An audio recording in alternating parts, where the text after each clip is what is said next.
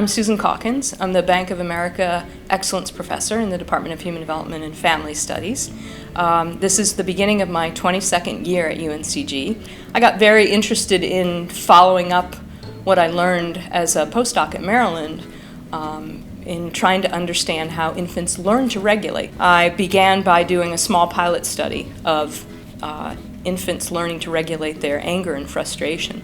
Now, ironically, at the time I came here, I was the mother of an 18-month-old, so I quickly became interested in toddlerhood.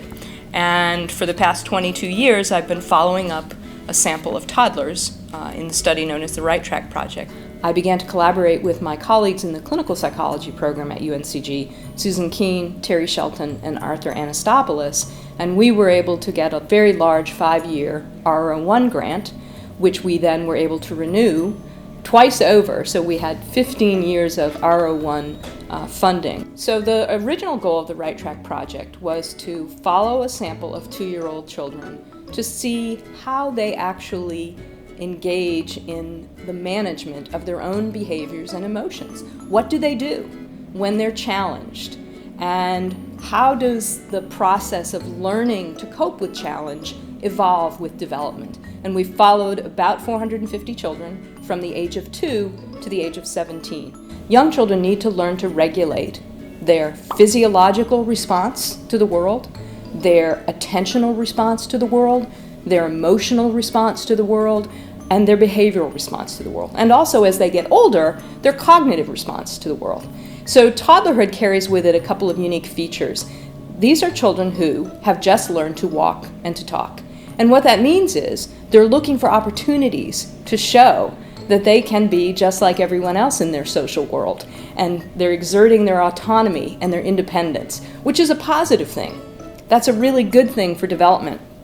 It's also a very challenging thing. Just last year, Sesame Street focused its entire curriculum on the development of self-regulation, and they used Cookie Monster as an example of a creature who's learning to control his impulses toward eating cookies. And they built an entire year's worth of activities and songs and using movies and all sorts of things around this notion that we as human beings have to learn how to control ourselves and to just see what do they do when they're challenged. Some children are better at it than others. Some children catch up and become better at it over time. But there's a small group of kids for whom challenge is always going to be a challenge.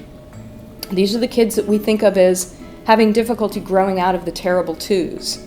The terrible twos don't usually last forever, but for a small subset of kids, they're going to carry with them difficulties in managing their social world, the academic world. That's partially a function of what happens early in development when they're just learning these skills. So one thing that caregivers and teachers and others can do with kids who are having difficulty regulating themselves is provide opportunities for them to learn how to regulate themselves using their attentional focus, for example. That's something that comes online really early and can easily be done. It's been a terrific experience. The university has been incredibly supportive of the RIGHT Track project, and it's led to a lot of successes for our students, for our postdocs, for other faculty. So it turned out to be a great path for me to come here and start this work, and I feel very fortunate that I've been able to do it at a university that's been as supportive of me as UNCG has.